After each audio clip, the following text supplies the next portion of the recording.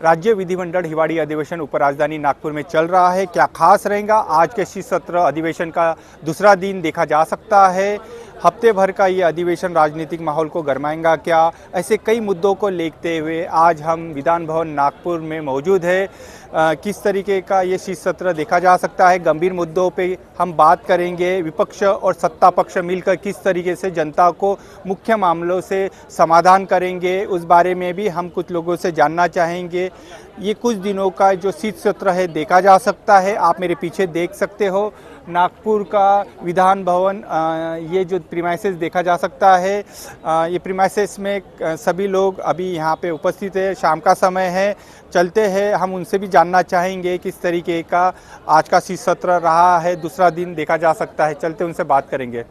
जो भी close door meeting हुई है सीएम की और डीसीएम वगैरह की, क्या कहना चाहोगे? महाराष्ट्र के हित में सम्माननीय मुख्यमंत्री जी के नेतृत्व में महायुति की सरकार ये निश्चित तौर पे एक साथ खड़ी है। स्थानीय चुनाव में कार्यकर्ताओं के आग्रह पर हो सकता है कहीं एक दूसरे के खिलाफ भी लड़ने की नौबत आ सके, पर चुनाव के बाद सभी पक्ष महायुति के ये मुख्यमंत्री देवेंद्र जी के फडणवीस जी के नेतृत्व में निश्चित तौर पे महाराष्ट्र के हित में ही काम करते हुए आप देखेंगे।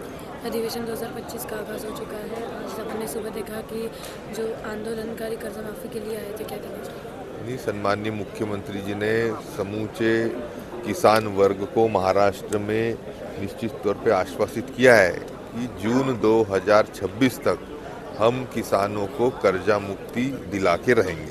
जिस तरीके से आपने कहा है कि कर्जा मुक्ति दिलाते रहेंगे, कितने कम दिनों का सेशन देखा गया है, किस गंभीर मुद्दों पे अभी बात? देखिए, 10-10 घंटे की रोज की सिटिंग विधानसभा और विधान परिषद में हो रही। भले ही 14 तारीख तक ही यह शीत सत्र है, पर मुझे पूरा यकीन है कि जो भी एजेंडा है, जो भी बिजनेस है, वह हम पूरा करके रहेंगे और विदर्भ के हित में यह शीत सत्र निश्चित तौर पे अपना काम अच्छी तरीके से करेंगे। विदर्भ में से कौन से जो मुद्दे वो यहाँ पर खास करके हमारे युवाओं को और युवतियों को रोजगार के संदर्भ में हो, किसानों को उनकी उपज को अच्छा दाम मिलने के संदर्भ में हो, ये सभी विषय चर्चा में आ रहे हैं। और खास करके आखिरी दिन विदर्भ के लिए जो पैकेज सम्माननीय मुख्यमंत्री जाहिर करेंगे, उसके तहत विदर्भ के हित में महायुति की महाराष्ट्र की सरकार कार्यरत है, यह निश्चित तौर पे विदर्भ की जनता को समझ में आएगा। काँग्रेस आता विदर्भ वेगळ्याची भाषा बोलतात, 70 वर्ष सातत्याने काँग्रेसकडे सरकार असताना कधी वेगळ्या विदर्भाच्या संदर्भामध्ये काँग्रेसने निर्णय घेतलेला नाही आहे। या उलट भारतीय जनता पार्टी ही सदैव लहान राज्याच्या पक्षधर राहिलेली आहे। छत्तीसगड, उत्तराखंड, झारखंड हे लहान राज्य भारतीय जनता पार्टीनी स्थापित केले आहे। म्हणून काँग्रेसकडनं जनतेला अपेक्षा नाही। जे काही विदर्भाच्या संदर्भामध्ये होईल ते नक्कीच भारतीय जनता पार्टी केल्याशिवाय राहणार। मंत्र्यांचे पैसे सकट सिरसाटांचे झालं होतं, त्याच्यावर तुम्ही काय केलं का सरकारने? त्या बाबतीत कुठेही काय केलं नाही। आज हा व्हिडिओ आहे, त्यामुळे ह्या सरकारमध्ये असणारे आमदार आणि नेते भरभरून त्या ठिकाणी पैसे खात आहेत, पण त्या बाबतीत सरकार कुठंच काय करणार नाही, कारण हे सरकार कॉन्ट्रॅक्टरचं सरकार आहे, गरीबाचं। सर, काल बावनकुळेंनी असं बोललं की वेगळा विदर्भ हा आमचा अजेंडा आहे आणि त्यावर काम सुरू आहे। आता बघा, अखंड महाराष्ट्र राहावं असं सगळ्यांची त्या ठिकाणी इच्छा आहे। राहिला विदर्भाचा विषय, विदर्भातल्या लोकांचं काय मत आहे हे तिथं समजून घ्यावं लागेल।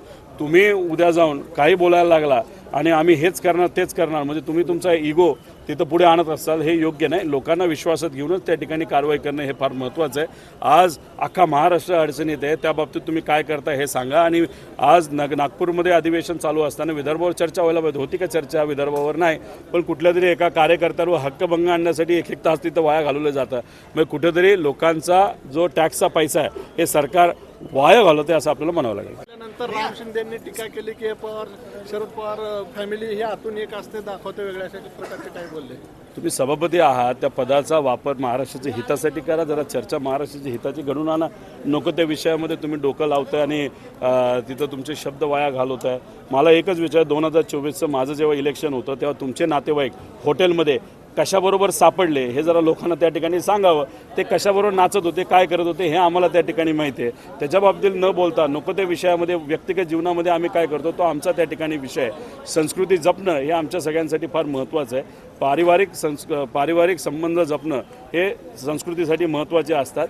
ठीक आहे, तुम्ही तुमच्या पक्षाच्या माध्यमातून कुटुंब आणि पार्टी तिथं फोडत असला तो तुमचा तिथं विषय आहे. पण राहिला राजकीय विरोधक कुठल्याही पक्षातून जे सत्तेत आहेत ते जर चूक करत असेल तर त्या विरोधात बोलणारा कोण असेल तर मी आहे. काहीतरी न्याय मिळेल. पण तुम्ही इथं बघितलं तर इथं चर्चा कशावर होती ते एका कार्यकर्त्यावर हक्कभंग आणण्यासाठी वेळ घालवला जातो.